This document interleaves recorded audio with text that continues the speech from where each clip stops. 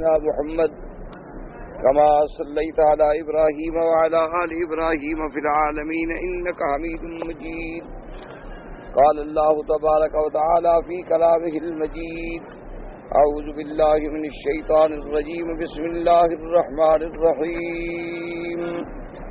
كنتم خير أمة أخرجت للناس تأمرون بالمعروف وتنهون عن المنكر وتؤمنون بالله ولو آمن أهل الكتاب لكان خيرا لهم منهم المؤمنون وأكثرهم الفاسقون. إن يضروكم إلا أذى وإن يقاتلوكم يولوكم الأدبار ثم لا ينصرون. ضربت عليهم الذلة أينما ثقفوا إلا بحبل من الله وحبل من الناس وباءوا بغضب من الله وضربت عليهم المسكنة ذلك بأنهم كانوا يكفرون بآيات الله ويقتلون الأنبياء بغير حق ذلك بما عصوا وكانوا يعتدون. قال المؤلف والمحدث مفسر رحمه الله تعالى: أدام النفع بعلومه وعلومكم في الدارين آمين. إلى أن قال: طريق أخرى. قال الطبراني: حدثنا عمرو بن إسحاق بن زريق الحمصي قال حدثنا محمد بن إسماعيل يعني ابن عياش قال حدثني أبي عن زمزم بن زرعة عن شريح بن عبيد النبي اسمه الرحبي عن ثوبان رضي الله عنه قال: سمعت رسول الله صلى الله عليه وسلم يقول: إن ربي عز وجل وعدني من أمتي 70,000 لا يحاسبون مع كل 1,000 70,000. هذا لعله هو المحفوظ بزيادة أبي اسماء الرحبي بن بين شريح وبين ثوبان والله تعالى أعلم. اب مفسر رحمۃ اللہ علیہ ارشاد فرماتے ہیں، ثوبان رضی اللہ تعالی عنہ نے روایت کی ہے، وہ فرماتے ہیں کہ میں نے سنا حضور صلی اللہ علیہ وسلم سے کہ ان ربی عز وجل وعدنی، میرے رب نے مجھے ساتھ وعدہ فرمایا ہے کہ میری امت میں سے 70,000 جنت میں جائیں گے جن کا حساب بھی نہیں ہوگا، اور ہر 1,000 کے ساتھ پھر 70,000 ہوں گے. تو مفسر رحمۃ اللہ علیہ نے یعنی حضور صلی اللہ علیہ وسلم کی امت کے فضائل میں یہ تمام احادیث ذکر کی ہیں کہ یہ فضیلت جو ہے اور شرف جو ہے امت رسول اللہ صلی اللہ علیہ وسلم کو ملا ہے کہ اللہ تبارک و تعالی اس امت میں سے 70,000 اور ضرب 70,000 اتنے لوگ جو ہیں وہ جنت میں داخل فرمائیں گے اپنی رحمت سے، اور جن پر کوئی حساب نہیں ہوگا، جن پر کوئی مناقشہ نہیں ہوگا. حدیث آخر قال الامام احمد رحمہ اللہ تعالی حدثنا عبد الرزاق قال حدثنا معمر عن قتادة عن الحسن عن عمران بن حسين عن ابن مسعود رضي الله تعالى عنه قال اكثر الحديث عند رسول الله صلى الله عليه وسلم ذات ليلة ثم غدونا إليه فقال أرزت علي الأنبياء الليلة بأممها فجعل النبي يمر ومعه 3 والنبي ومعه الأصابة والنبي ومعه النفر والنبي وليس معه أحد حتى مر علي موسى عليه السلام ومعه كبكبة من بني إسرائيل فأعجبوني فقلت من هؤلاء؟ قيل هذا أخوك موسى عليه السلام ومعه بنو إسرائيل. فقلت فأين أمتي؟ قيل انظر عن يمينك. فنظرت فإذا الضراب قد صد بوجوه الرجال. فقيل لي أرضيت؟ فقلت رضيت يا ربي. قال فقيل لي إن مع هؤلاء 70,000 يدخلون الجنة بغير حساب. وقال النبي صلى الله عليه وسلم: فداكم أبي وأمي وإن استطعتم أن تكونوا من 70,000 فافعلوا، وإن قصرتم فكونوا من أهل الضراب، فإن قصرتم فكونوا من أهل الأفق.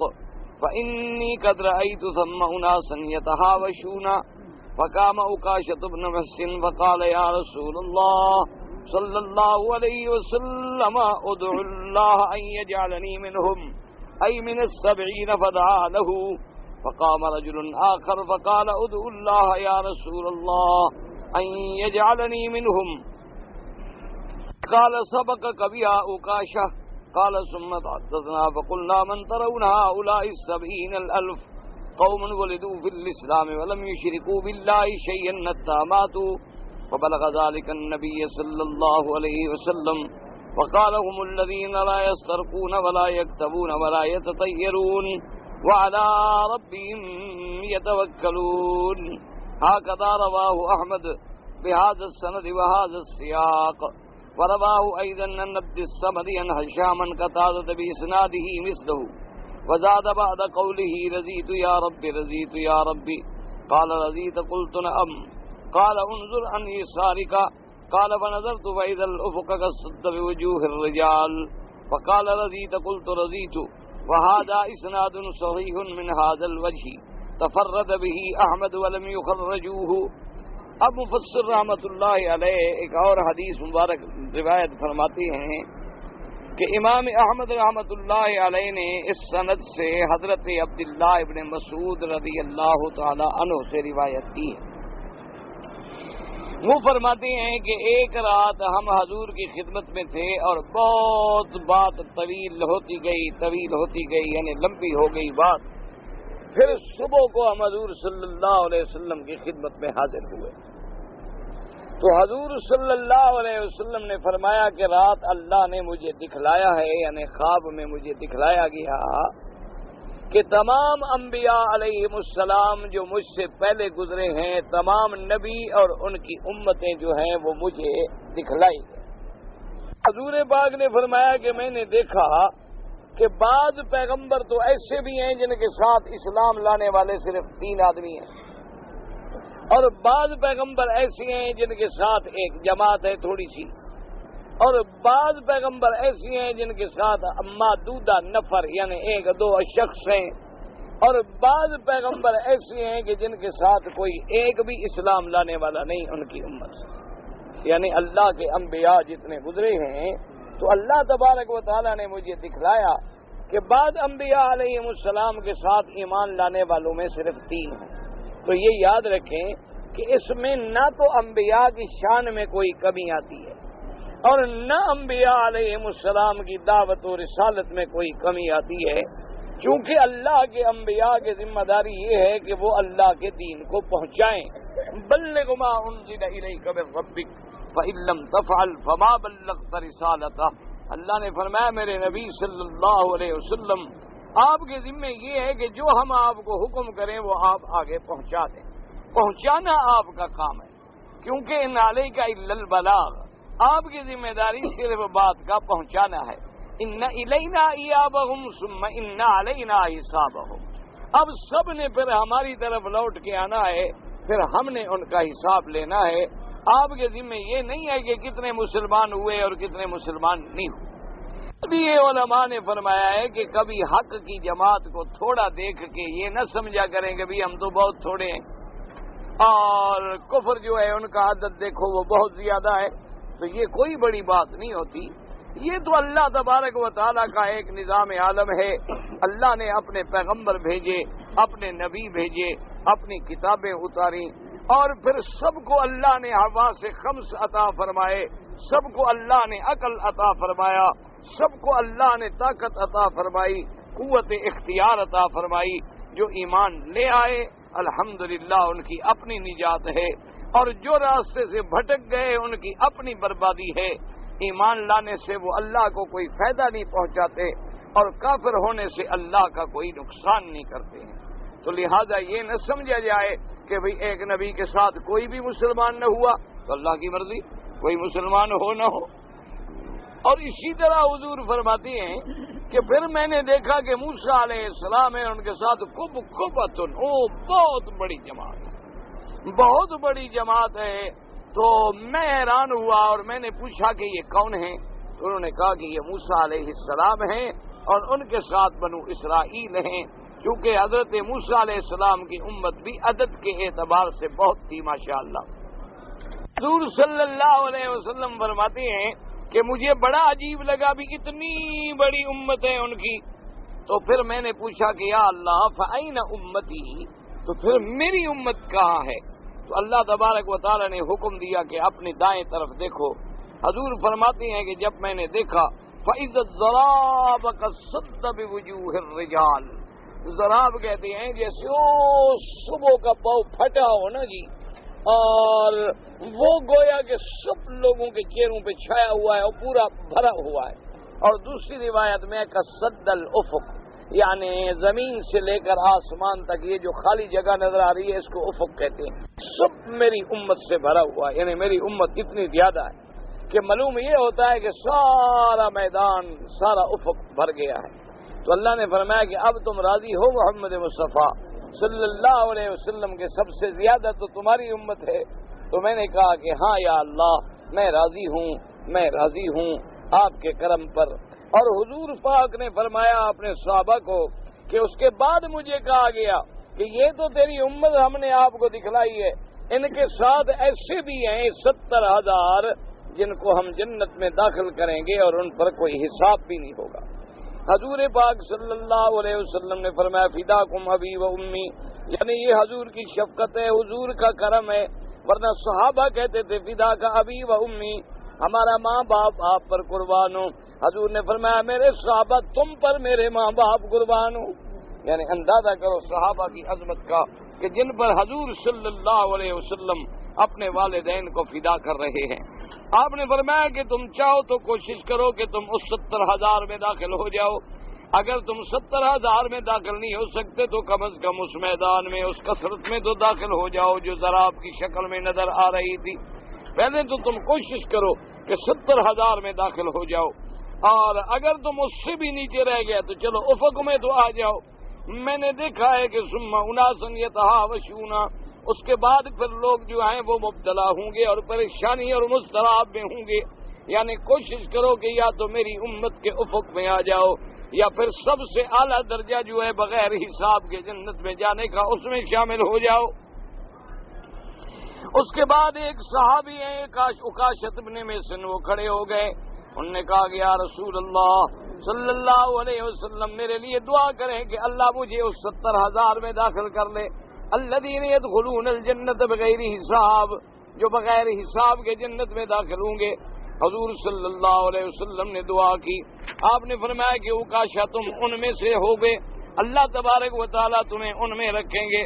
اس کے بعد ایک اور آدمی کھڑا ہوا، اس نے کہا حضور میرے لیے بھی دعا کریں کہ اللہ مجھے بھی ان میں شامل کر لے۔ آپ نے فرمایا سبق کبھی اوکاشا، بھائی اوکاشا تم پہ سبقت لے گیا، جتنا مجھے اللہ نے حکم دیا تھا بس میں پورا کر چکا۔ بعض علماء فرماتے ہیں مقصد حضور کا یہ تھا، اس طرح پھر سارے کھڑے ہوتے چلے جائیں گے، تو لہذا حضور صلی اللہ علیہ وسلم فرمایا کہ بس جس کا نمبر تھا وہ ہو گیا، اب مزید مجھے کہنے کی ضرورت نہیں ہے، جن کو اللہ تبارک و تعالیٰ چاہیں گے داخل فرما دے۔ اب صحابہ فرماتی ہیں کہ پھر ہم نے آپس میں یہ بحث شروع کی کہ وہ کون خوش نصیب ہوں گے، وہ کون خوش قسمت ہوں گے 70,000 جو جنت میں بغیر حساب کے داخل ہوں گے۔ بعض صحابہ نے کہا الذین ولدوا فی الاسلام وعاشوا فی الاسلام وماتوا فی الاسلام، کہ یہ وہ 70,000 لوگ ہوں گے جو اسلام میں پیدا ہوئے، مسلمان پیدا ہوئے، مسلمان زندہ رہے اسلام پہ، جن کو موت آئی۔ کہتے ہیں کہ ہم اپنی اپنی عقل سے یہ باتیں سوچ رہے تھے، حضور پاک کو خبر ملی کہ صحابہ یہ باتیں کہہ رہے ہیں، آپ نے فرمایا کہ نہ، بلکہ 70,000 جو جنت میں جائیں گے بغیر حساب کے وہ لوگ ہوں گے، حضور پاک صلی اللہ علیہ وسلم الذین لا یسترقون، آپ نے فرمایا جو منتر جنتر پہ یقین نہیں رکھیں گے۔ ایک ہوتا ہے رقیہ حدیث سے، یاد رکھو، ایک رقیہ ہے رقیہ جاہلیہ، یعنی وہ منتر جو زمانہ جاہلیت میں کافر پڑھتے تھے، ہندو پڑھتے تھے، اور غیر شرعی الفاظ جن میں ہوتے ہیں، جن میں شرک کا بھی اندیشہ ہوتا ہے، ایسے منتر پڑھنا جو ہے وہ حرام ہے اور کفر تک لے جاتا ہے۔ اور بعض رقا ہیں رقا اسلامیہ جو حضور نے خود سکھلائے ہیں، جیسے بسم اللہ ارقیق، اللہ یشفیق ان کل داء یؤذیک۔ اسی طرح حضور پاک نے سکھلایا اعوذ بکلمات اللہ التامات من شر ھذا الوجہ، اعوذ بکلمات اللہ التامات من شر ھذا الوجہ، اعوذ بوجہ اللہ العظیم، اور کئی کلمات مبارک جو حدیث میں ثابت ہیں، جو حضور پاک نے سکھلائے ہیں، وہ اس میں نہیں آتے، ان کا پڑھنا جو ہے جائز ہے۔ لا یسترقون کا معنی یہ ہے کہ وہ لوگ جو جاہلیت کے منتروں پر اس پر کبھی یقین نہیں رکھیں گے۔ فرمایا ولا یکتبون، اور اپنا علاج جو ہے وہ داغ دے کر نہیں کروائیں گے، بلکہ کیونکہ داغ فی الحقیقت جو ہے آگ کا عذاب ہے، اور آگ کا عذاب جو ہے وہ اللہ دیتے ہیں جہنمیوں کو، اس لیے مسلمان بچیں۔ گو بعض بیماریوں میں مجبور ہو جائے آدمی تو جائز ہے، لیکن حضور نے اس کو پسند نہیں فرمایا۔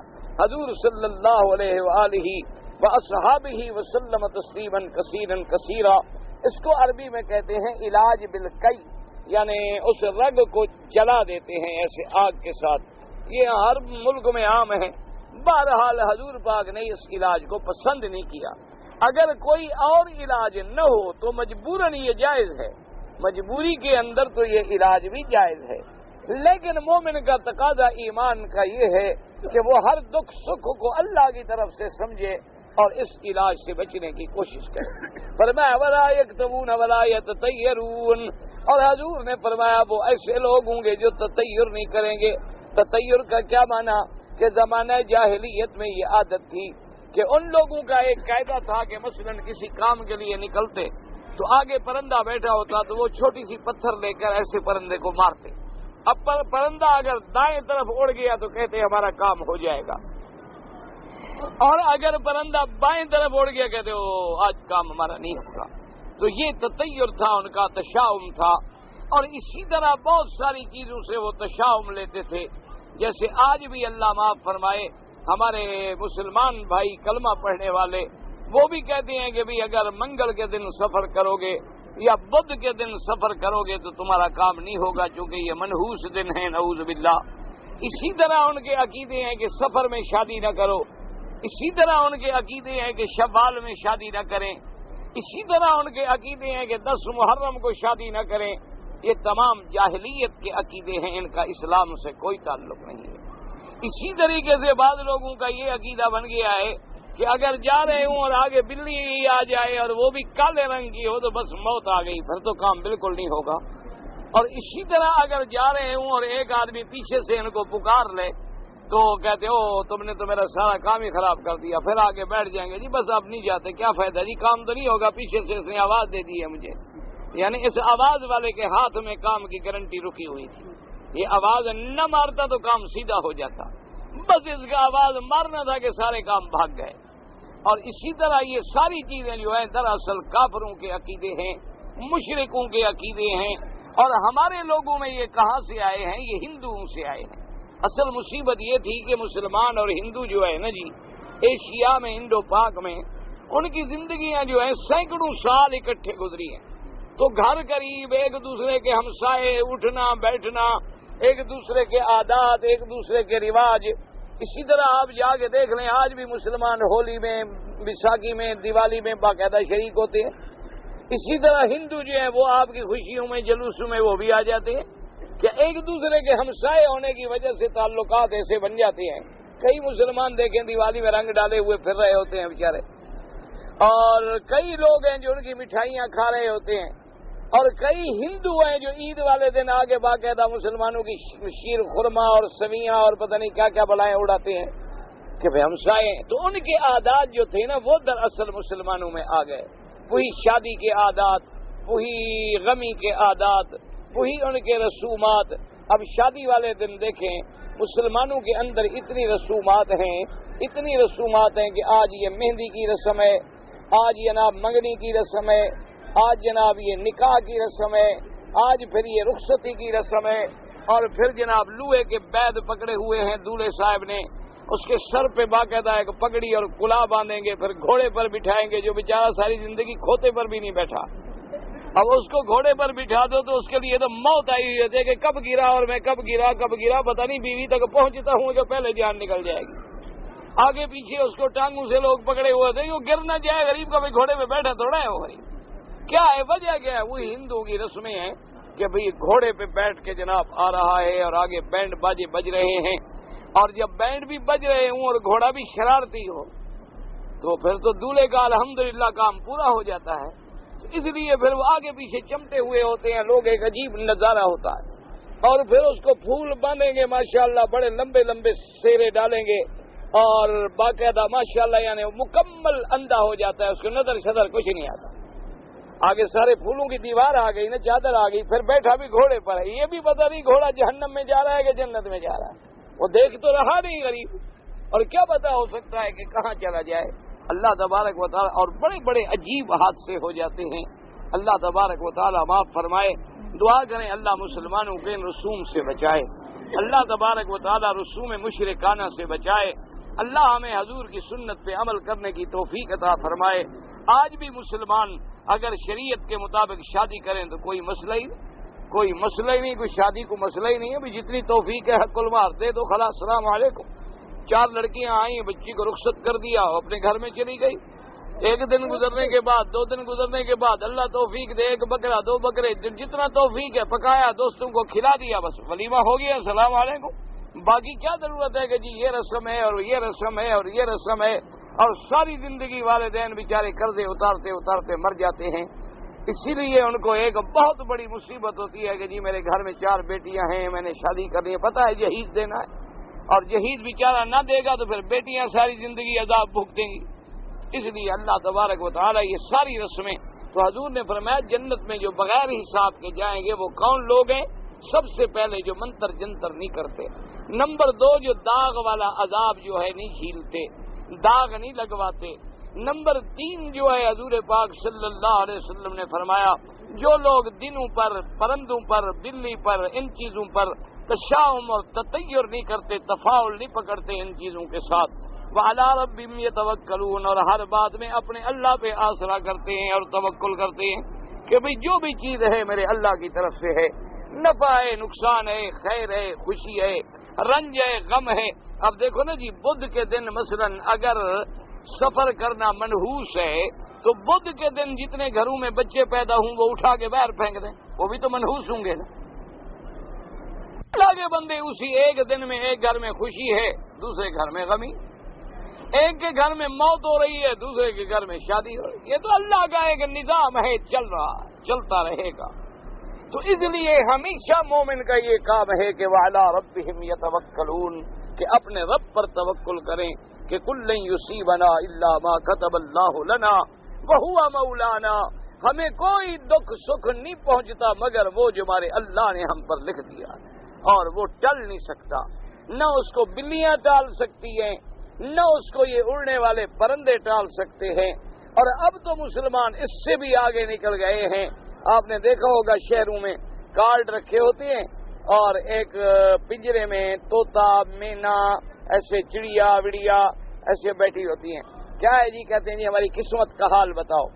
قسمت کے حال بتانے کو کہتے ہیں ٹھیک ہے جی یہاں 1 روپیہ رکھ دو، ابھی ہم دروازہ کھولے گا اور یہ اندر سے چڑیا نکلے گی، یعنی جانور نکل کے انسان کی قسمت کا حال بتائے گا۔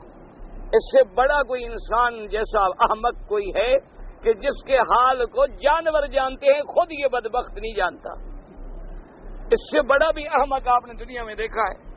اچھا وہ کہتا ہے جی اگر 5 روپے دے دو تو پھر میں تمہارا ذائچہ بناؤں گا، تمہاری کنڈلی بناؤں گا، تمہارا جنم پتری بناؤں گا، اور پھر سارا تمہارا حال جو ہے نا، ماضی مستقبل، تمہارا ستارہ کہاں ہے، کدھر ہے، کیا کر رہا ہے، کیا ہونا ہے، سب بتا دوں گا۔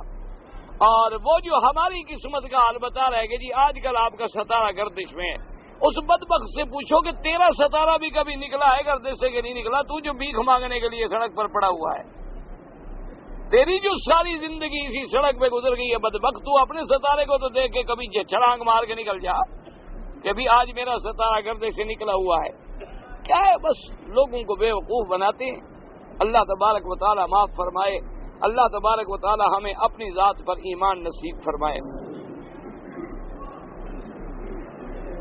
اسی لیے میرے پاک نبی کی حدیث سے یاد رکھیں، حضور نے فرمایا من اتی عرافا او کاہنا، جو آدمی ایسے لوگوں کے پاس آئے، کاہن سے آئے کہ میرے حال حوال بتلاؤ، اور وہ علم غیب کی اس کو خبریں دے، فصدقہ، پھر اس کی بات کو یہ سچا مانے فقط کفر بما انزل علی محمد صلی اللہ علیہ وسلم.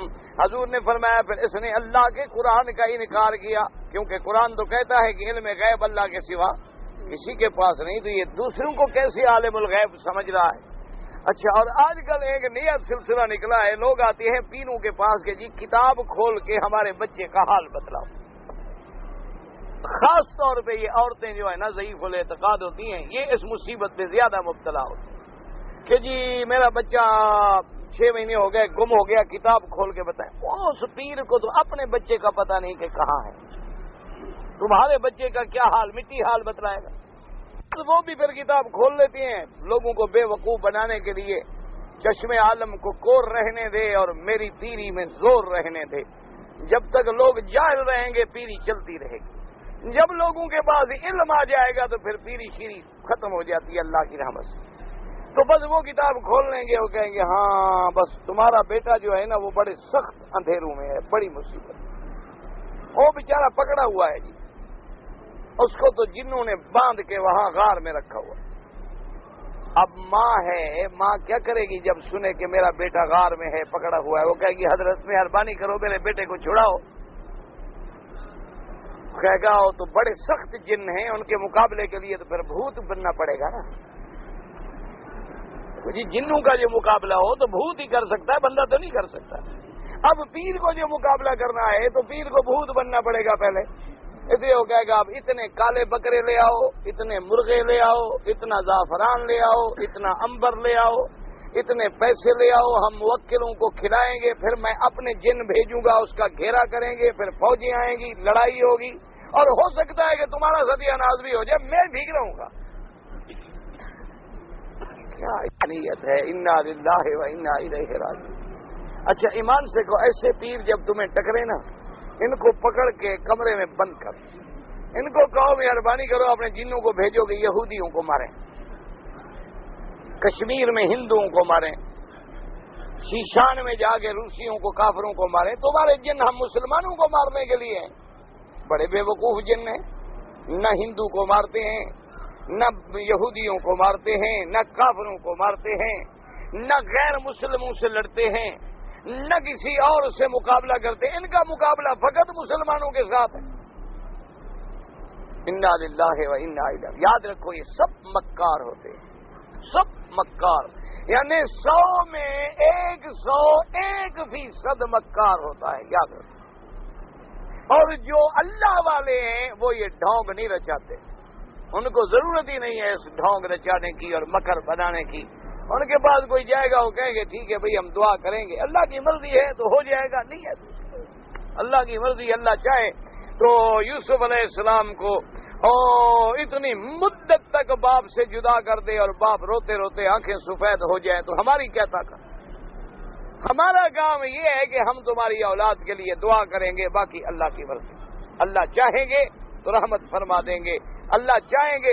ہاں جن بھی ہوتے ہیں لوگ، جن لوگوں کو پکڑتے بھی ہیں، لیکن یاد رکھو جس کو جن پکڑ لیتا ہے اس کی شکل، اس کی صورت ایسے ہو جاتی ہے جیسے ٹی بی ہو، کیونکہ جن جو ہے وہ آگ ہے، آگ بندے کو جلاتی ہے. یہ نہیں ہو سکتا کہ خوبصورت عورت ہو اور لمبے لمبے بال ہوں اور اس کو جن آیا ہوا ہے. یہ کوئی جن شن نہیں، اس کو اپنے دوست کی طرف ہوتی ہے. ایسی عورت کا علاج جو ہے نا صرف ایک ہے کہ دروازہ بند کر کے ایک ڈنڈا لے لیں، 100 تک جا کے بھول جائیں، پھر 1 سے شروع کر دیں. انشاءاللہ اگلا 100 پورا نہیں ہوگا، نہ ٹھیک ہو تو مجھے باقی آ کے مار دیں. چلو میری طرف سے حرم میں وعدہ ہے تمہارا. اگر وہ ٹھیک نہ ہو جائے نا 200 ڈنڈے تک، تو باقی جتنے ڈنڈے بچ جائیں وہ مجھے حرم میں آ کے مار دیں. یہ کون سا جن ہے کہ سندھ والوں کو کہتا ہے کہ وہاں داتا صاحب کے پاس چلو لاہور، اور پنجاب والوں کو کہتا ہے شہباز قلندر؟ کیوں اپنے علاقے کے پیر کو کیوں نہیں مانتا؟ کیا وجہ ہے؟ کچھ سمجھائیں آخر ہمیں. کسی کو کہتا ہے نہیں جناب مجھے وہاں پہاڑ ہے، وہاں پہ ایک پیر غازی کا قبر ہے، وہاں لے جاؤ. کیا معنی ہوتا ہے کہ بھی 10-15 دن سفر میں گزریں گے، مجھے موقع مل جائے گا، آگے یار کے ساتھ وعدہ ہوتا ہے وہ پہنچ جاتا ہے. واپسی پہ وہ ملاقات چونکہ ہو جاتی ہے، وہ کہتی ہے حضرت کا بڑا کرم ہے، اب ہم ٹھیک ہو گئے. بالکل لیکن حضرت کا حکم ہے پھر 3 مہینے کے بعد حاضری دینی ہے.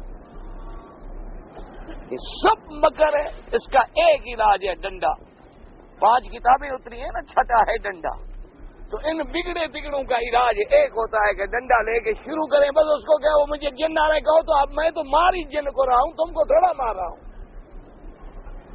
میں تو جن کو مار رہا ہوں جو تمہیں تکلیف دیتا ہے, تمہیں تھوڑا مار رہا ہوں میں. اب وہ کہے کہ مجھے لگتا ہے تو کہو جن کدھر گیا, تمہاری طرف سے مار کیوں نہیں کھاتا. اس کا علاج کر لیں, جو بچ جائیں اس کا میں ذمہ دار. انا للہ و انا الیہ راجعون. دعا کرو اللہ مسلمانوں کے عقیدے صحیح فرما دے. اللہ کے حرم میں ہو, دعا کر لو اللہ راضی ہو جائے. اللہ ہمیں گمراہیوں سے بچا لے. اللہ ہمیں شرک و بدعات سے بچا لے. اللہ تبارک و تعالی ہمیں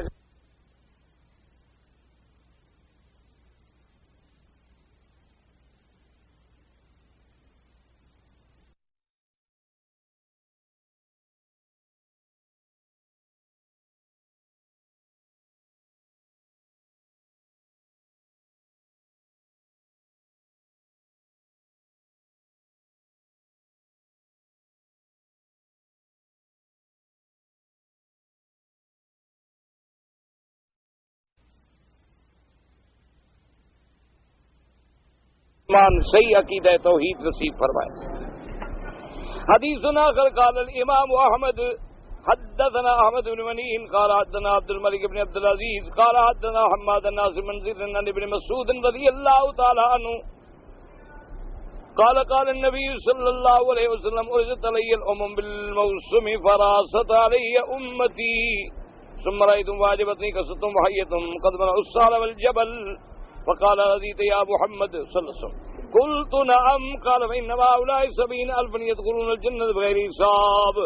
اس حدیث پاک میں ہے حضرت ابن مسعود رضی اللہ تعالیٰ عنہ روایت کرتے ہیں کہ ہمارے آقا حبیب کبریا حضرت محمد مصطفیٰ صلی اللہ علیہ وسلم نے فرمایا اللہ تبارک و تعالیٰ نے میری امت مجھ پہ پیش کی ہے بالموسم فراست علی امتی. میری امت مجھ پہ بہت بہت نظر آئی. قال ثم رأيتهم فأعجبتني كثرتهم وحيتهم. پھر میں نے دیکھا اپنی امت کی کثرت کو, اپنی امت کی حیت کو مجھے بہت پسند آئے. قد ملأوا السهل والجبل. انہوں نے میدان اور پہاڑ سب بھر گئے. یہ محاورہ ہوتا ہے یعنی اتنی زیادہ تھی کہ کوئی جگہ خالی نہیں. فقالوا رزقی وقال رضیت یا محمد. اللہ پاک نے فرمایا کہ میرے مدنی اب تم راضی ہو کہ تمہاری امت تمام امتوں میں سے زیادہ ہے. میں نے کہا ہاں یا اللہ میں راضی ہوں. اللہ نے فرمایا کہ ان کے ساتھ 70,000 ایسے ہیں جو جنت میں داخل ہوں گے بغیر حساب. وهم الذين لا يسترقون ولا يطيرون. لیکن تیری امت کے لوگ وہ ہوں گے جو جھوٹے موٹے منتر بھی نہیں کرتے اور جو پرندوں پہ اور دنوں پہ اور مہینوں سے غلط قسم کا تشاؤم بھی نہیں لیتے. وعلى ربهم يتوکلون. اور اپنے رب پر توکل کرنے والے ہیں. فقام عکاشہ بن محصن وقال یا رسول اللہ ادعو اللہ یجعلنی منهم فقال انت منهم. فقال رجل آخر فقال ادعو اللہ یجعلنی منهم فقال سبقك بها عکاشہ. رواه الابوذی المقدسی وقال هذا عندي على شرط مسلم. حدیث آخر قال الطبرانی حدثنا محمد بن محمد الجزوي القاضي قال حدثنا عقبة المكرم قال حدثنا محمد بن ابي عدي الشام لسان محمد بن سيرين عن عمران بن حسين قال قال رسول الله صلى الله عليه وسلم يدخل الجنة من امتي 70,000 بغير حساب ولا عذاب. 70,000 میری امت سے داخل ہوں گے بغیر عذاب کے.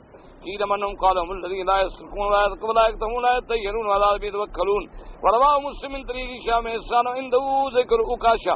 حديث آخر ثبت في الصحيحين من رواية الزهري عن سيد المسيب أن أبا هريرة رضي الله تعالى عنه حدثه قال سمعت رسول الله صلى الله عليه وسلم يقول يدخل الجنة من أمتي زمرة من جماعة وهم 70,000 تضيء وجوه ذات القمر ليلة البدر.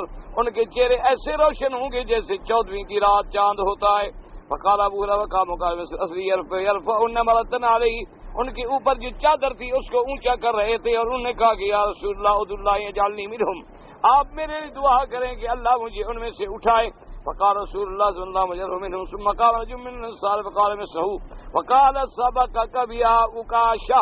حديث آخر قال ابو القاسم الطبراني حدثنا يحيى بن سفيان قال حدثنا سعيد بن ابي مريم قال وهو غسان ابي حازم عن السهل بن سعد ان النبي صلى الله عليه وسلم قال لا يدخل الجنة من امتي 70,000 او 700,000 7 لاکھ آخذ بعضهم ببعض حتى يدخل اولهم واخرهم الجنہ. وہ ایک دوسرے کو پکڑے ہوئے ہوں گے. 7 لاکھ جو ہیں جنت میں داخل ہوں گے بغیر حساب کے. ان کے چہرے ایسے روشن ہوں گے جیسے 14ویں کا چاند روشن ہوتا ہے. وجوہهم على صورة القمر ليلة البدر. اخرج البخاري ومسلم جميعا كتاب هذا النبي انسان به حديث آخر. قال مسلم بن الحجاج في صحيحه حدثنا سعيد بن منصور قال حدثنا هشام قال مناصر بن عبد الرحمن قال كنت عند سيد بن بيان فقال أيكم الكوكب الذي انقض البارحة قلت أنا ثم قلت ما إني لم أكن في صلاة ولكني لدغت قال فما صنعت قلت استرقيت قال فما حملك على ذلك قلت حديث حدثناه الشعبي قال وما حدثكم الشعبي قلت حدثنا عن ابن سلمة قال لا رقية إلا من عين أو حمة قال قد أحسن من انتهى إلى ما سمع ولكن حدثنا بعض منه قال أرسلت إلى الأمراء النبي سمعه والرهيب والنبي معه رجل رجلان والنبي ليس معه أحد إذ رفع لي سباد عظيم فظننت أنه أمتي فقيل لي هذا موسى وقومه ولكن انظر له فوق ونظرت فإذا سباد عظيم. اب اس حدیث پاک میں آتا ہے حضرت حسین ابن عبد الرحمن فرماتے ہیں کہ ہم سعید ابن جبیر کی خدمت میں تھے. انہوں نے ہم سے پوچھا کہ ایکم رأى الكوكب الذي انقض البارحة. انہوں نے کہا تم میں سے کون شخص ہے جس نے رات تارا جو ٹوٹا ہے اس کو دیکھا ہو. میں نے کہا کہ حضور میں نے دیکھا ہے تارا جب ٹوٹا ہے لیکن میں نماز نہیں پڑھ رہا تھا بلکہ مجھے کوئی چیز یعنی بچھو یا سانپ جو ہے وہ لڑ گیا تھا. اس تکلیف کی وجہ سے میں بیٹھا تھا. تو انہوں نے پوچھا کہ اچھا جب تمہیں وہ لڑ گیا لدیغ کہتے ہیں یا بچھو کاٹے یا سانپ کاٹے اس کو کہتے ہیں عربی میں لدیغ لدیغ. تو انہوں نے کہا کہ ماذا صنعت پھر تو نے کیا کیا. میں نے کہا جی پھر میں نے اس پہ رقیہ پڑھا تھا. میں نے کہا انہوں نے کہا اچھا رقیہ تم نے کیوں پڑھا. انہوں نے کہا میں نے سنا ہے کہ حضور نے فرمایا کہ کوئی رقیہ نہیں پڑھنا چاہیے مگر کسی کو نظر بد لگ جائے تو اس کے لیے رقیہ ہے اور اگر کسی کو کوئی زہریلی چیز ڈس جائے تو اس کے لیے رقیہ ہے. لیکن وہ رقیہ کون سا ہے جو حدیث میں ہے جو حضور نے بتلایا ہے اس کا پڑھنا جائز ہے. بسم اللہ ارقیک اللہ یشفیک ان کل داء یوزیک. اسی طرح من کل عین لامۃ. اور بھی حضور نے دعائیں سکھلائی ہیں. جو دعائیں حضور نے سکھلائی ہیں ان کا پڑھنا جائز ہے. البتہ وہ منتر جو شرکیہ ہیں یا جاہلیت کے جن کے ترجمے بھی ہمیں نہیں آتے کہ پتہ نہیں ان لفظوں کا کیا معنی ہوتا ہے ایسی چیزوں سے بچنا چاہیے. خدا جانے ان کے اندر شرک کا کوئی لفظ ہو اور ہم مسلمان ہونے کے بعد شرک کر بیٹھے. لیکن سعید ابن جبیر نے فرمایا کہ اچھا تم نے تو بہرحال رقیہ پڑھا لیکن بات یہ ہے کہ مجھے حدیث سنائی گئی کہ حضور پاک نے فرمایا کہ اللہ نے مجھے سارے نبی دکھلائے ساری امتیں دکھلائیں لیکن میں نے دیکھا کہ ایک بہت بڑی امت ہے. میں حیران ہو گیا. میں پوچھا کہ یہ کون سی امت ہے اور کس نبی کی امت ہے. مجھے کہا گیا یہ موسیٰ علیہ السلام کی امت ہے. اس کے بعد میں حیران ہوا. پھر مجھے دکھلایا گیا کہ سب سے زیادہ سواد عظیم سب سے زیادہ پورا افق کو بھر دینے والا. میں نے پوچھا یہ کس کی امت ہے تو کہا گیا محمد مصطفیٰ یہ آپ کی امت ہے. تو حضور کی امت جو ہے وہ تمام امتوں سے زیادہ تھی. وقیل علی ہذہ امت وما 70,000 اور اللہ نے فرمایا کہ میرے نبی پاک یہ آپ کی امت ہے اور آپ کی امت میں سے 70,000 ایسے بھی ہوں گے جن کو میں جنت میں داخل کروں گا بغیر حساب کے بغیر عذاب کے. 70,000 يدخلون الجنة بغير حساب ولا عذاب ثم نظر دخل منزله فقال الناس في أولئك الذين يدخلون الجنة بغير حساب ولا عذاب فقال بعضهم فلعلهم الذين صحبوا رسول الله صلی اللہ علیہ وسلم. اب لوگوں نے بات شروع کی کہ وہ کون لوگ ہوں گے جو جنت میں بغیر حساب کے جائیں گے. بعد نے کہا اس سے مراد صحابہ کی جماعت ہے. وقال بعضهم فلعلهم الذين ولدوا في الاسلام ولم يشركوا بالله شيئا. اور بعد نے کہا کہ ان سے مراد وہ لوگ ہیں جو مسلمانوں کے گھر میں پیدا ہوئے مسلمان ہو کے مرے جنہوں نے اللہ کے ساتھ شرک کبھی نہیں کیا. وذکروا اشیاء فخرج علیہم رسول اللہ صلی اللہ علیہ وسلم، یہ آپس میں ابھی بات کر رہے تھے کہ حضور پاک تشریف لے آئے. فقال بعضهم فقال ما الذي تخوضون فيه، حضور پاک سرکار مدینہ صلی اللہ علیہ وسلم نے پوچھا کس چیز میں تم بحث کر رہے تھے، کیا چیز تم بحث کر رہے؟ انہوں نے کہا کہ حضور ہم یہ بحث کر رہے تھے کہ وہ 70,000 جو جنت میں بغیر حساب کے جائے گا وہ کون ہوں گے؟ حضور نے فرمایا وہ لوگ ہوں گے الذین لا یرقون ولا یسترقون ولا یکتوون ولا یتطیرون وعلی ربہم یتوکلون. حضور نے فرمایا وہ لوگ ہیں جو خود بھی منتر نہیں پڑھیں گے، کسی سے اپنے لیے منتر بھی نہیں پڑھوائیں گے، اور وہ لوگ ہوں گے جن کو بیماری ہوگی تو کبھی داغ آگ کا لگوا کے علاج نہیں کرائیں گے، اور یہ وہ لوگ ہوں گے جو کبھی پرندوں سے یا دنوں سے کہ یہ دن منحوس ہے، یہ مہینہ منحوس ہے، اس مہینے میں شادی نہیں ہوتی، اس مہینے میں یہ کام نہیں ہوتا، بدھ کے دن سفر نہیں ہوتا، بلی راستہ کاٹ جائے تو کام نہیں ہوتا، عورت گزر جائے تو کام نہیں ہوتا، وہ ایسے کافروں والے عقیدے نہیں رکھتے ہوں گے، بلکہ اپنے اللہ پر بھروسہ کرنے والے ہوں گے.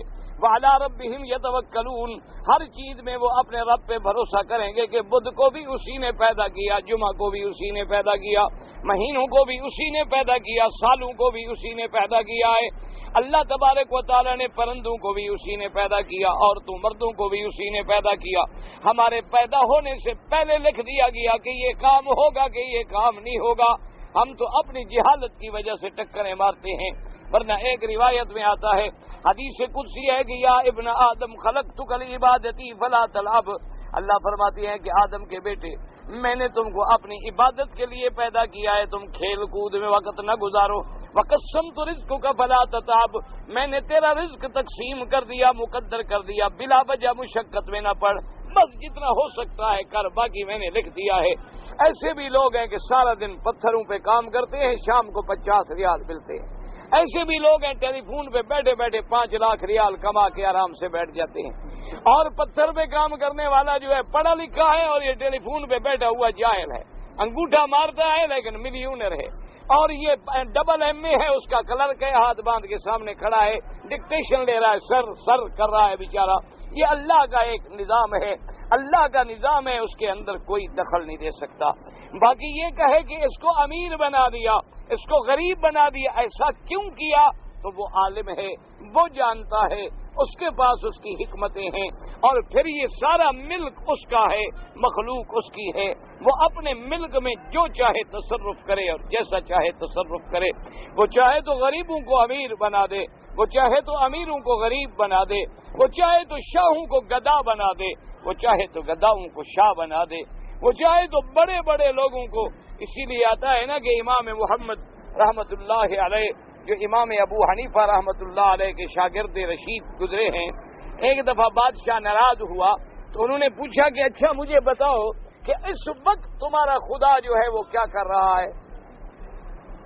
اب محمد رحمت اللہ علیہ سمجھ گئے، انہوں نے کہا مقصد اس کا تو مجھے پریشان کرنا ہے اور کوئی سوال پوچھنا تو ہے نہیں. انہوں نے کہا دیکھو جی یہ سوال ہے خدا کے بارے میں، یہ معمولی سوال نہیں ہے، اس کا جواب میں ایک شکل میں دوں گا کہ آپ اتر کے نیچے بیٹھ جائیں، مجھے اپنی کرسی پہ بیٹھنے دیں. خدا کے بارے میں جواب ہے، مذاق ہے. بادشاہ نے کہا ٹھیک ہے. بادشاہ اتر کے بیٹھ گیا اور امام محمد بادشاہ کی کرسی پہ بیٹھ گئے. پوچھا سوال پوچھیں، کیا پوچھیں؟ اس نے کہا یہ بتاؤ کہ خدا تمہارا ابھی کیا کر رہا تھا؟ انہوں نے کہا یہی تو کر رہا تھا کہ تمہیں نیچے بٹھا دیا، مجھے اوپر بٹھا دیا. میرا خدا یہی تو کر رہا تھا کہ میں ایک فقیر مولوی، مجھے تمہاری کرسی پہ بٹھا دیا اور تمہیں نیچے بٹھا دیا، یہی کر رہا.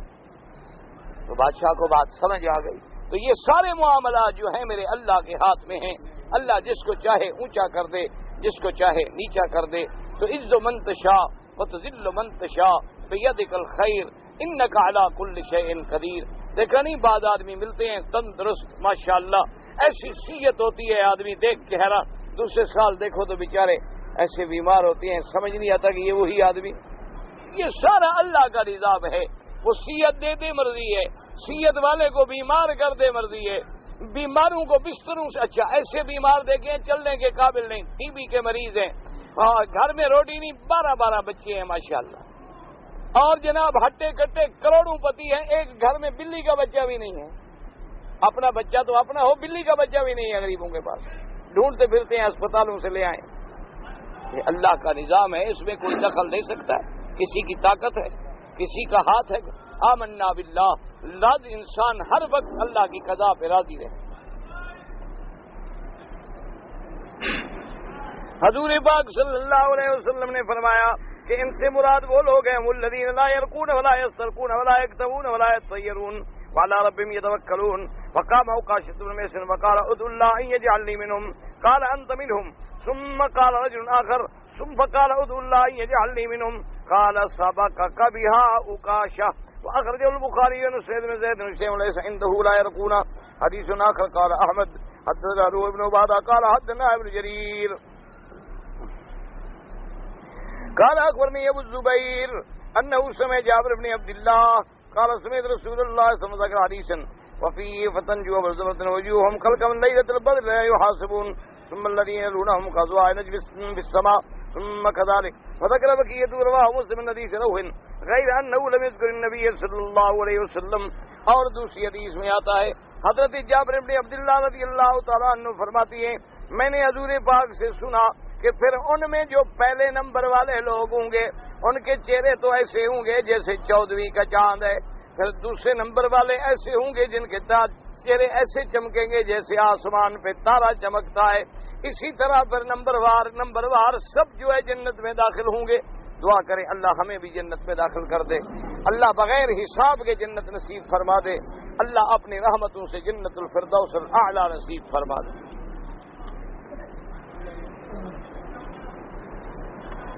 جی کہ میری بیوی کی 4 بہنیں ہیں، تو میرے جو دوسرے بھائی ہیں وہ ان سے نکاح کر سکتے ہیں؟ کیوں نہیں کر سکتے؟ کوئی منع نہیں، بالکل منع نہیں۔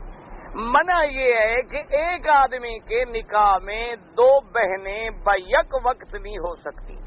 مثلا میں نے شادی کی، اب اس کی بہن سے بھی میں نکاح کروں، یہ نہیں۔ ہاں اگر پہلی بیوی مر گئی یا پہلی بیوی طلاق ہو گئی پھر اس نے دوسری بیوی سے شادی کی تو پھر بہن سے شادی کی تو جائز ہے، اور تمہارے بھائی اگر شادی کریں تو کوئی منع نہیں، کوئی مسئلہ نہیں، کوئی اختلاف نہیں، کچھ بھی نہیں۔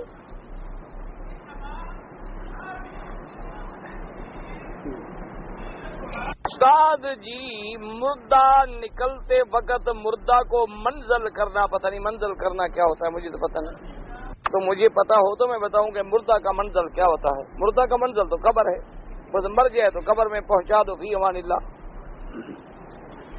اور کوئی بات ہے تو مجھے سمجھاؤ، جب تک بات سمجھ نہ آئے تو میں کیا کروں۔ ایک آدمی نے تبلیغ تو کوئی نہیں ہوتا، تبلیغ غین کے ساتھ ہوتا ہے، چلا دینے کے لیے بولتا ہے۔ میں حرم شریف میں طواف کرتا ہوں، وہ کہتا ہے چلا لگاؤ، طواف بھی کرو چلے بھی لگاؤ، اچھی بات ہے، تبلیغ بھی تو کرو۔ صحابہ جو مکہ چھوڑ کے تبلیغ پہ چلے گئے ان کو طواف پیارا نہیں تھا؟ یعنی آپ کو طواف پیارا ہے، آپ کو مدینہ منورہ پیارا ہے، حضور کے صحابہ کو پیارا نہیں تھا؟ کہ لاکھوں صحابہ میں صرف 10,000 صحابہ ہیں جو مکہ مدینے میں فوت ہوئے ہیں، باقی سب مکہ مدینہ چھوڑ کے دنیا میں نکل گئے تاکہ دین پہنچائیں۔ اگر وہ دین نہ پہنچاتے تو آج دین کہاں ہوتا؟ اور یاد رکھو یہ بڑا سخت معاملہ ہے، اللہ سے دعا کرو اللہ ہمیں توفیق دے۔ ایک انگریز لڑکی مسلمان ہوئی ہے، میں نے اس کا وہ پڑھا ہے، بیانات بھی پڑھے ہیں، اور اللہ تبارک و تعالیٰ نے اس کو اسلام کی دولت نصیب کر دی، تو اس کا میں نے پڑھی ہے تحریریں، تو اس نے لکھا ہے کہ قیامت کے دن مجھے مسلمان بتلائے ہیں کہ آپ لوگوں نے مجھے دین کی تبلیغ کی، میں مسلمان ہو گئی، لیکن میرے ماں باپ جو تھے وہ کافر مر گئے، ان کو تم لوگوں نے دین نہیں پہنچایا، ان کے جہنم میں جانے کا ذمہ دار کون ہوگا؟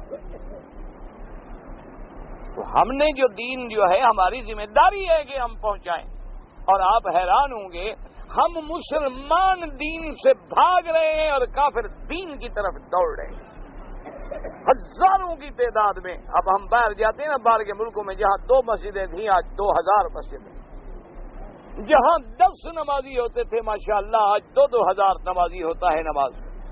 مدرسے ہیں، مسجدیں ہیں، ایک مدرسے میں یورپ میں 750 لڑکا بیٹھا پڑھ رہا ہے، 800 لڑکی بیٹھی ہوئی پڑھ رہی، اللہ کا دین، اللہ کا قرآن، اور وہ دین کی طرف آ رہے ہیں، لیکن تمہاری ذمہ داری یہی ہے کہ تم بیٹھے رہو، نکلو تم بھی دین پہنچاؤ، اللہ کے دین کی دعوت کو پہنچاؤ، اللہ کا دین اسلام پھیلاؤ، جتنا تمہیں آتا ہے وہی پہنچاؤ۔ ایک ساتھ ماں کا دودھ پیا رضائی بہن کے ساتھ شادی کرنا حرام ہے، اس لڑکی کی دوسری بہن کے ساتھ، بھائی جس کا تم نے دودھ پیا یوں سمجھو وہ کیا بن گئی؟ تمہاری ماں بن گئی۔ اب اس کی جتنی بیٹیاں ہیں تمہاری بہنیں ہیں، یہ تھوڑا ہے کہ صرف ایک تمہاری بہن ہے۔ جب وہ اصل تمہاری ماں بن گئی تو اس کی اولاد تمہاری بہن بن گئی، بات واضح ہے۔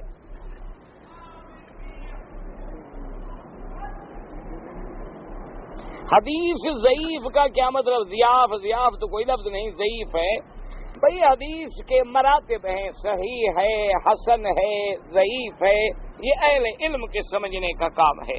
یہ معنی نہیں ہوتا کہ جو ضعیف ہو وہ غلط ہو، یہ معنی نہیں ہوتا۔ جیسے اگر کوئی بندہ ضعیف ہو جائے تو وہ بندہ نہیں رہتا۔ اگر ایک آدمی کہے جو میرا باپ ضعیف ہو گیا تو کیا کہو گے؟ نکال دو چونکہ ضعیف ہو گیا ہے۔ تو ضعیف ہونے کے حدیث میں بھی اقسام ہیں کہ بھی سند میں ضعف ہے یا متن کے اندر اختلاف ہے، یا پھر یہ دیکھنا پڑتا ہے کہ اس سند میں تو ضعف ہے لیکن یہی حدیث دوسری سند میں بھی موجود ہے۔ اس لیے یہ اہل علم کے سمجھنے کا کام ہے، تمہارے میرے سمجھنے کا کام نہیں۔ جب تک کہ تم باقاعدہ اصول حدیث کا علم نہ پڑھو یہ باتیں سمجھ نہیں آئیں گی۔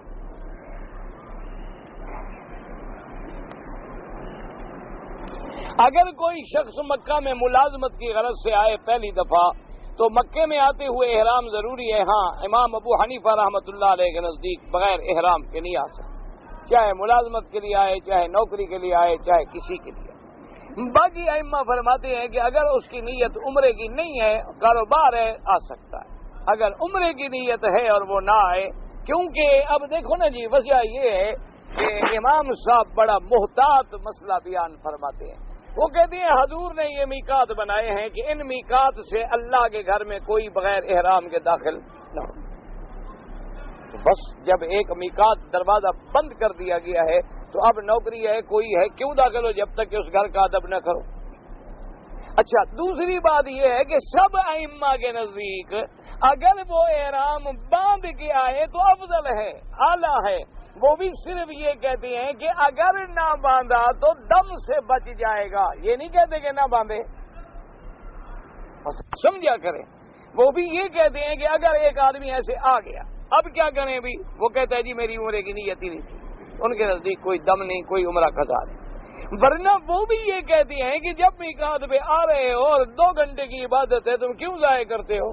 احرام باندھ کے آ جاؤ، اپنا عمرہ بھی کر لو، اس کے بعد جا کے اپنی ڈیوٹی کرو، فائدہ اٹھاؤ۔ تو اس لیے بہتر یہی ہوتا ہے کہ آنے والا آدمی عمرے کو نہ چھوڑے۔ جی کہ عورت اگر احرام باندھ کے آئے اور اس کو حیض آ گیا تو حیض میں جب پاک ہوگی تو غسل کرے گی، کپڑے تو اتارے گی تو بغیر کپڑوں کے کیسے غسل کرے گی؟ تو کپڑے اس کے احرام نہیں اترتا ہے، وہ تو مجبور ہے، خوشی سے تو نہیں اتار رہی وہ بیچاری، وہ مجبور ہے کہ اپنے ناپاک کپڑے بدلے، غسل کرے، کپڑے پہنے اور پھر آ کے اپنا عمرہ قضا کرے۔ اس کا احرام اسی طرح ہے، کپڑے اتارنے سے احرام نہیں ٹوٹ جاتا۔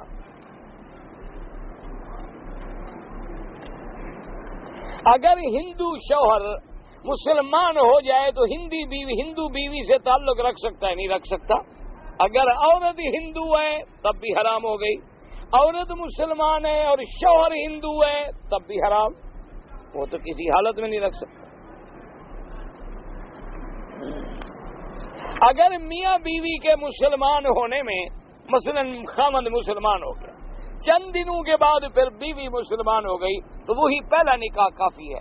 اگر پہلے نکاح ہوا تھا اور اگر پہلے ہندو تھے وہ صرف پھیرے لگائے تھے، اب تو خیر مسلمان بھی لگاتے ہیں پھیرے۔ ماشاءاللہ مسلمان بڑے مضبوط ہیں جی ہاں۔ یعنی حقیقت یہ ہے کہ مسلمانوں کے بارے میں آپ بتائیں کسی کو نہیں، کسی شادی میں لے جاؤ لوگوں کو یہ نہ بتاؤ کہ یہ مسلمان ہیں، ایک ہندو کی شادی دکھاؤ ایک مسلمانوں کو، کوئی فرق کر جائے تو جو مرضی ہے بتانا۔ نہ لباس میں فرق ہوگا، نہ پھیرے میں فرق ہوگا۔ آگے جناب وہ اپنا بیوی جا رہی ہے اور شوہر کا کرتا اور اس کا دوپٹہ باندھا ہوا ہے، ایک دوسرے کے پیچھے جا رہے ہیں، لگام دی جا رہی ہے، پتہ نہیں کیا تماشا۔ جب بعض دیہات میں تو یہ رواج ہے کہ شوہر میاں بیوی جب پہلے دن بستر پہ سوتے ہیں نا تو اس کے سرانے کے نیچے گھوڑے کی لگام ہوتی ہے نا، یہ لگام رکھتے ہیں تاکہ بیوی ہمیشہ لگام دے کے گھوڑے پر کی طرح سوار رہے اس پر. نہیں ایمان سے کہو، میرے خیال میں اگر کوئی ہندو کانشی رام بھی اٹھ کے آئے تو وہ بھی بھاگ جائے، وہ کہ یہ تو ہمارے باپ دادا نکلے، ہمارے پاس بھی 2-3 رسمیں تھیں، یہ تو 200-400 رسمیں نکال کے آ گئے. شطرنج ایک نحوست ہے، کھیل ہے، بالکل حرام ہے.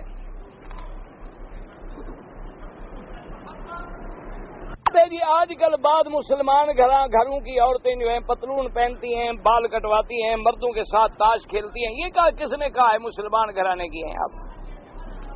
یہ آپ کو کس نے کہا؟ مسلمان گھرانے کی ہوتی تو ایسا کرتی نہ. مسلمان گھرانا کیا مطلب؟ صرف کلمے پڑھنے کا نام مسلمان ہے، لا الہ الا اللہ رسول اللہ، قبر پہ سیدھا لا الہ الا اللہ محمد رسول اللہ، اس کے بعد یا علی مشکل کشا لا الہ الا اللہ رسول اللہ، داتا مہربانی فرما لا الہ الا اللہ رسول. یہ مسلمان ہے؟ کتنے کہا ہے آپ کو مسلمان؟ اس سے تو بڑا کفر دنیا میں پیدا ہی نہیں ہوا.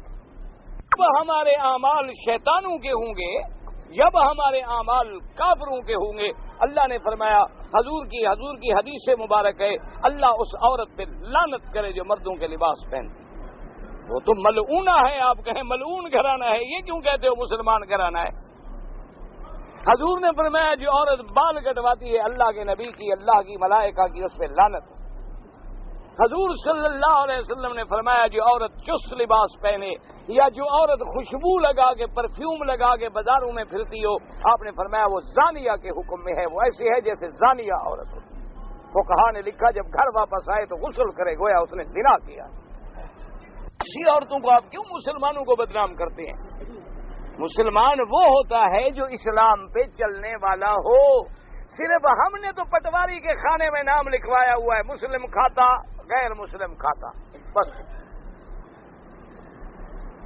اگر ہم مسلمان ہوتے 1.5 ارب تو آج کافر ہمیں ڈراتے، ہم کے ہم رہ گئے. اگر ایک آدمی روزے سے اپنی عورت کے ساتھ سو جائے اور دخول ہو جائے، منی آنے سے پہلے اپنے آپ کو بچا لے، روزہ ٹوٹ گیا؟ ہاں بالکل ٹوٹ گیا جی، بالکل ٹوٹ گیا. کیوں؟ التقال ختان ہوتا ہی یہی ہے کہ جب انسان کا حشفہ غائب ہو گیا واجب علیہ الغسل، اس پر غسل جو ہے وہ واجب ہو گیا. جب غسل واجب ہو گیا تو گویا جمع ہو گیا. جب جمع ہو گیا تو اب اس کے ذمے یا ایک غلام آزاد کرے یا 2 مہینے کے روزے رکھے، اگر طاقت نہ ہو تو پھر 60 مسکینوں کو کھانا کھلائے.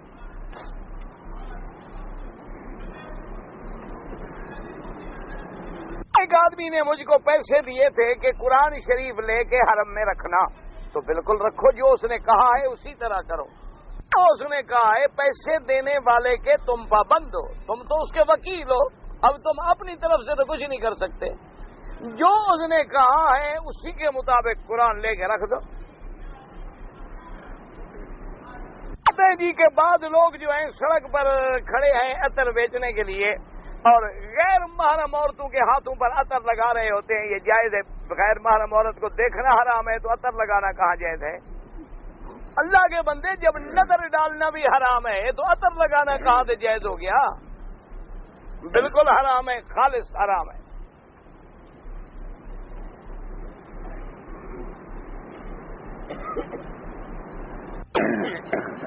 میں نے گاڑی پر چلا رہا تھا، میرا چلان ہو گیا، میرا پرانا نمبر کمپیوٹر کا ختم ہو گیا. میں کمپیوٹر کا کام تو نہیں کرتا کہ آپ کو ڈھونڈ کے دے دوں.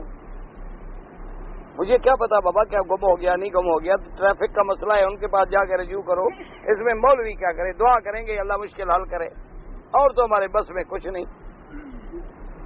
والدین فوت ہو گئے، میں ان کے لیے عمرہ یا حج جو بھی کرو کر سکتے ہو، کوئی منع نہیں، بلکہ والدین کے لیے ضرور کرو. اچھی اولاد وہی ہوتی ہے جو والدین کی وفات کے بعد ان کے لیے اعمال صالحہ کرے، ان کے لیے دعا کرے، ان کے لیے خیرات کرے، ان کے لیے صدقہ جاریہ، مسجدیں بنوائے، مدرسے بنوائے، نل لگوائے، پانی کے انتظام کرے. ایسی اولاد جو ہے بہت اچھی ہوتی ہے اور ضرور کریں. جی ہمارے پڑوس میں کچھ قادیانی ہیں اور کچھ شیعہ ہیں، ان سے بالکل رشتہ بھی نہ رکھیں اور محبت بھی نہ رکھیں. کافروں سے دلی محبت کرنا حرام ہے. کافر سمجھ کر پڑوسی سمجھ کر آنا جانا یہ علیحدہ بات ہے، یہ تو کافروں کے ساتھ بھی جائز ہے، کافر ہمسایہ ہے، دکھ سکھ میں جانا پڑتا ہے، لیکن ان کے ساتھ دلی تعلق نہ رکھیں اور بچنے کی کوشش کریں، کیونکہ تم سے تو یہ توقع ہو نہیں سکتی کہ ان کو مسلمان کر دو، لیکن یہ خطرہ ضرور ہو سکتا ہے کہ ان کی عورتیں آ کے تمہارے گھر